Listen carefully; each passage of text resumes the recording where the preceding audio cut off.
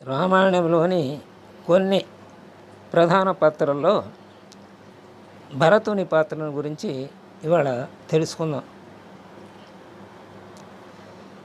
అంటే భరతుని ఆదర్శ చరిత్ర అన్నమాట ఇవాళ మనం తెలుసుకోబోయేది. భరతుని చరిత్ర మహోజ్వలమైనటువంటిది, అలాగే ఆదర్శవంతమైనటువంటిది కూడా. అతనిలో కావాలని వెతికినా కూడా ఎక్కడ దోషం కనపడదో అతని చరిత్రలో. అతని మహిమ అపారమైనటువంటిది. మరి వాల్మీకి రామాయణంలో భరతుణ్ణి విష్ణుదేవుని అవతార అంశంగానే వర్ణించడం జరిగింది, అంశావతారంగానన్నమాట. ఈయనని సాధు శిరోమణిగా, అంటే ఈయన సద్గుణాలు ఎన్నో ఇక్కడ చెప్తున్నాడు, విందాం. ఈయన సాధు శిరోమణి, ఇది ఒకటవది. రెండవది స్వామి భక్తి, అలాగే మూడవది మహాత్ముడు, అలాగే 4 నిస్పృహుడు, 5 భక్తి ప్రధాన కర్మయోగి, అలాగే 6 ధర్మవేత్త, 7 నీతి శాస్త్ర కోవిదుడు, అలాగే 8 త్యాగి, 9 సంయమి, 10 సదాచారి, 11 వినయము, ప్రేమ వినయము, అలాగే 12 శ్రద్ధాళువు, 13 మహాధీశాలి. ఇన్ని లక్షణాలు ఈయనకి ఉన్నాయి, మంచి లక్షణాలు. ఇంకా ఉన్నాయి.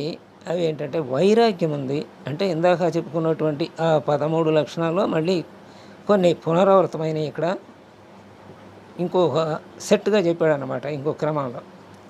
వైరాగ్యం ఉంది, అలాగే సత్యనిష్ట ఉంది, తపస్వి, అలాగే క్షమలో ఆదర్శవంతుడు, అలాగే తితీక్ష అంటే ద్వంద్వ భావములందు సమముగా ఉండటం, అంటే శీత ఉష్ణాలయందు, అవమానాలయందు, అలాగే సుఖదుఖాలయందు సమంగా ఉండటం, అలాంటి తితీక్ష గలవాడు. అలాగే దయగలవాడు, వాత్సల్యం గలవాడు, ధీరత్వం గలవాడు, అలాగే వీరత్వం ఉంది, గాంభీర్యం, అంటే గాంభీర్యానికి మనం ఏనుగుని చెప్పుకుంటాం. ఆ ఏనుగు నడక చూస్తే అంత గాంభీర్యంగా ఉంటుంది. ఏం తొణకకుండా బెనక్కుండా, పక్కనేమి ఎన్ని కుక్కలు మరుగుతూ ఉన్నా దాని పైన ఏదో చేసుకుంటూ గంభీరంగా అట్లా వెళ్ళిపోతూ ఉంటుంది. అందుకని అలాంటి గాంభీర్యం ఉంది. అలాగే సరళత్వం ఉంది, అంటే కాఠిన్యం అంటూ అతని హృదయంలో ఎప్పుడూ కనపడదు. ఇక సౌమ్య గుణం, అలాగే మాధుర్యం, అలాగే అమానిత్వం, ఇక సహృదయం. ఇన్ని లక్షణాలు ఆయనలో పుష్కలంగా ఉన్నాయి. ఇన్ని లక్షణాలు వికసించి ఉన్నటువంటి వ్యక్తి భరతుడు. ఇక మనం భ్రాతృప్రేమకు సజీవమూర్తి ఈయనేనమాట. అంటే భ్రాతృప్రేమ అంటే సోదర ప్రేమకు ఎవరంటే అనగానే గుర్తొచ్చేది భరతుడే. ఇక అతని పితృభక్తి విషయంలో మనకి మరి తండ్రిని వదిలి తాతగారింటికి వెళ్ళాడు కదా, అందుకని అతని పితృభక్తి ముందు మనకు తెలియదు సరిగా. కొన్ని గంటల్లో ఆ పితృభక్తి ఏంటో మనకు చక్కగా తెలుస్తుంది. అలాంటి ఘట్టాలు ఇప్పుడు మనం తెలుసుకోబోతున్నాం అన్నమాట. వివాహమైన తరువాత భరతుడికి, అంటే 4 ఒకేసారి వివాహమైంది సోదరులకి. కొద్ది కాలమే ఇంటి దగ్గర ఉన్నారు. ఆ తర్వాత మామతో, అంటే యుధాజిత్తు మేనమామ అని చెప్పుకున్నాం కదా కిందటి శత్రుఘ్నుని కథలో, ఆ మేనమామ పిలుపు మేరకు తాతగారింటికి వెళ్ళాడు. ఈ కారణం వల్ల ఇతని పితృభక్తి విషయమై విశేష వర్ణన మనకి ఇక్కడ కనపడదు. అయితే కొన్ని ఘట్టాలు మాత్రం తెలియజెప్తాయి అన్నమాట. తాతగారి మందిరంలో ఉన్న కాలంలో ఒకనాడు మిత్రగోష్ఠి జరిగింది. ఆ గోష్ఠిలో భరతుడు తనకు వచ్చిన ఒక దుస్వప్నాన్ని గురించి చెప్తాడు. అంటే తండ్రికి ఆ స్వప్నంలో దుఃఖించడం జరిగిందన్నమాట. ఆయన అయోధ్యకి వచ్చాడు. అక్కడ తల్లి ద్వారా తండ్రి మరణ వార్త విన్నాడు. ఆ శోకం కారణంగా అతడు విలపించిన ఘట్టాన్ని కనుక మనం చూస్తే అతనికి గల శ్రద్ధతో కూడిన నిజమైన పితృప్రేమ విషయాలు మనకి అవగతమవుతాయి అన్నమాట. తల్లి అతని ధైర్యం వహించవలసిందిగా చెబుతుంది. అప్పుడు తల్లితో ఇలా అంటాడు, అమ్మా, మహారాజు స్వయంగా శ్రీరామచంద్రులకు అభిషేకం చేసి, రాజ్యాభిషేకం చేసి యాగదీక్షను వహిస్తారనుకున్నాను. ఆ భావంతోనే నేను అక్కడి నుంచి, అంటే అయోధ్య నుంచి, అదే అమ్మమ్మ గారి ఇంటికాడి నుంచి ఇక్కడికి ఆనందంగా వచ్చాను నేను. కానీ ఇక్కడికి వచ్చేసరికి ఇక్కడ అంతా పరిస్థితులు తలకిందులుగా ఉన్నాయి, విపరీతంగా సంఘటనలన్నీ మారిపోయి ఉన్నాయి. నాకు అత్యంత ప్రీతిప్రోతుడు అయినటువంటి, హితప్రదాత అయినటువంటి నా పితృదేవుని సందర్శించలేకపోయాను.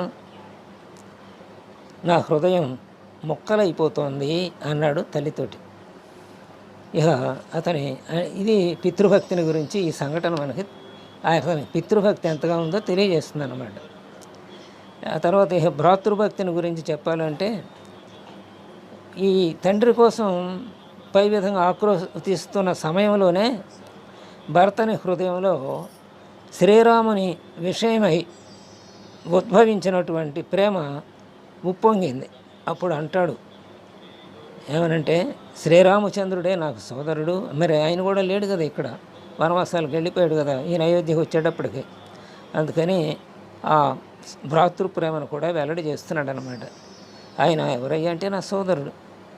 తండ్రి అంటే తండ్రి అంతటివాడు నాకు, బంధువు అంతటివాడు. బంధువు, తండ్రి, సోదరుడు, 3 బంధాలు ఆయనే నాకు. నేను అతనికి పరమ ప్రియ సేవకుణ్ణి. అతడు పవిత్ర కర్మల్ని ఆచరించేటువంటి వాడు శ్రీరాముడు. ఆ శ్రీరామచంద్రులకు నేను అయోధ్యకు వస్తున్నాననే సమాచారం త్వరగా తెలియజేయండి. ధర్మము తెలిసిన శ్రేష్ఠ మానవుల దృష్టిలో ఏముంటుంది, జ్యేష్ఠ భ్రాత పితృ సమానుడు అనమాట. ధర్మం తెలిసిన వ్యక్తులకి అన్నగారు ఎలాంటి వాడు అంటే మా తండ్రి వంటివాడు. అట్టి మహనీయుని చరణాలకి నేను ప్రణమిల్లుతున్నాను.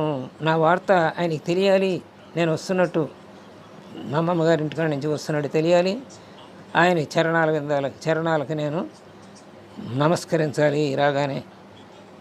ఇప్పుడు అతడే నాకు ఆశ్రయుడు. ఇక్కడికి రాగానే నాకు ఆశ్రయుడు ఎవరయ్యా అంటే, నేను ఎవరినైతే ఆశ్రయించేది, నా తండ్రి సమానుడైన నా సోదరుడైన శ్రీరామచంద్రుడినే అని చెబుతాడు.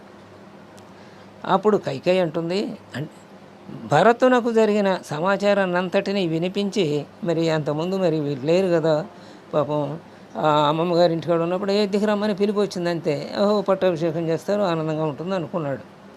మరి ఇక్కడికి వచ్చిన తర్వాత సమాచారం అంతా వినిపించింది. రాగానే కైకేయితే మాట్లాడినాడు, నా నాకు తండ్రి సమానుడు, ఆయన ప్రాణం వెళ్ళాలని. అప్పుడు సమాచారం అంతా అప్పుడు వివరించిందన్నమాట కైకేయి. అంటే ఆడవాళ్ళకి వెళ్ళమంటాం, పట్టాభిషేకం నీకు చేయించాలంటాం, షరతులు పెట్టడం, అదంతా విని గతించటం, మీ నాన్నగారు ఇవన్నీ తెలిపిందనమాట.